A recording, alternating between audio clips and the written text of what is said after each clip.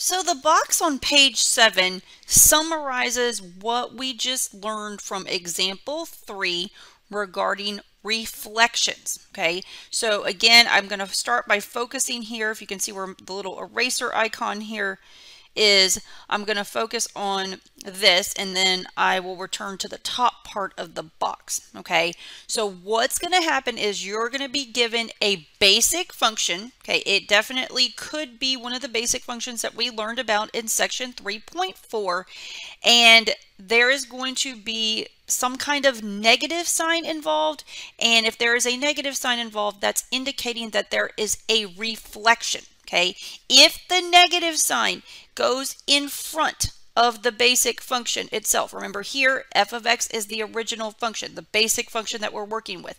If the negative sign goes in front of the basic function, that's a reflection across the x-axis. If instead the negative sign goes on the inside, so it's inside parentheses or inside a square root or inside the absolute value symbols, okay, that's going to indicate a reflection across the y-axis. Okay, if you have both negatives, you have a negative on the outside and one on the inside, that's saying you're reflecting about both x and y. So ultimately you're reflecting about the origin. Okay, that's how you're going to have to recognize, that's what you have to know in order to recognize the transformation. You might have to draw it. If you're asked to draw it, if you know you're drawing an x-axis reflection or a y-axis reflection or an origin reflection, you can just use what we learned when we did symmetry. Okay, so you can see right here, points x and y and x negative y are reflections of each other across the x-axis. Okay, so basically if you're drawing x-axis symmetry, remember x will stay the same, you're just going to change the sign of the y value. Okay, so that will be helpful if you're drawing x-axis symmetry. Same thing for y-axis symmetry. If you're looking at y-axis symmetry, the rule we learned for y-axis symmetry, if you start up with a point xy, then the y-coordinate is going to stay the same, and then you're going to change the sign of the x-coordinate to get the point that's been reflected about the y-axis. Okay, origin's not listed here, but I will write it out to the side. So remember, for origin, if you start with a point xy, then you're going to change the sign of both coordinates. Okay, so if you have a point on your graph and you're trying to draw the point that's been reflected about the origin, you would just change the x value sign and the sign of the y value as well.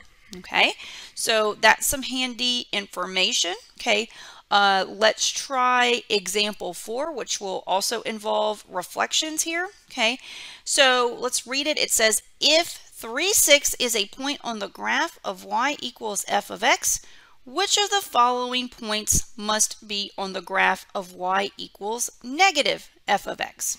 Okay, so this is a multiple choice question. You have 4 points to choose from.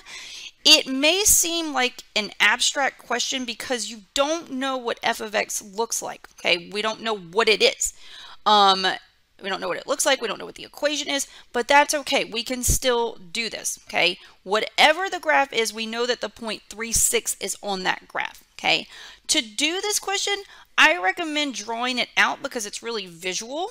Okay, so I'm going to go ahead and draw an x-axis here and then in a y-axis. So let me get that together. So I've got my y-axis. Let me go ahead and draw in the x-axis. Again, no clue what this graph looks like, but I know that the point 3, 6 is on the graph. Okay, so let's find that point. So 1, 2, 3, 1, 2, 3, 4, 5, 6. Okay, so here's our point 3, 6. It's on the graph of this original basic function that we're dealing with, whatever it is. Okay, we want to know where that point goes if the graph of f of x is transformed in this manner. Okay, if the transformation is negative f of x, where does that point go?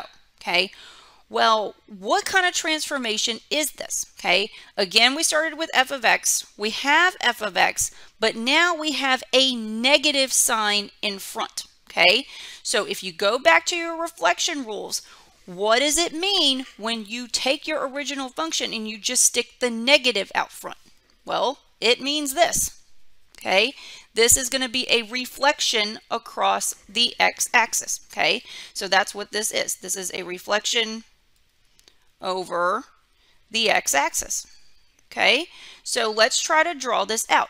If we were to fold our sheet of paper along the x-axis, okay, where is this point 3, 6 going to end up? Okay, you can also think of it with your symmetry rules. Okay, for x-axis symmetry, if you start with a point x, y, it's x-axis symmetry. So the x-coordinate is going to stay the same and the y-coordinate is going to change sign. Okay, so if you apply that logic here, where is 3, 6 going to go? Well, the x-coordinate is going to stay the same and the y-coordinate is going to change sign. Okay, and if you drew that out, that would be 3, negative 6. Okay, it's going to go down here. Okay, and that makes sense. Visually, if you look at this, you fold your sheet of paper along the x-axis, this yellow line, this top point, 3, 6, would fold down and lie on top of 3, negative 6. Okay, so again, you're seeing that whole idea with x-axis symmetry that, you know, if you start with a point, to get to the corresponding point, once you perform the transformation, the x value would stay the same. You would change the sign of the y value. So the answer here is going to be C. Okay. To do this type of problem, you had to recognize the transformation from the equation. You know, if you were starting with f of x as your basic function, and you were given the transformation, you know, negative f of x, you have to be able to recognize the type of transformation. You had to realize that this was a reflection across the x-axis, and then on top of it, you had to know how to draw it.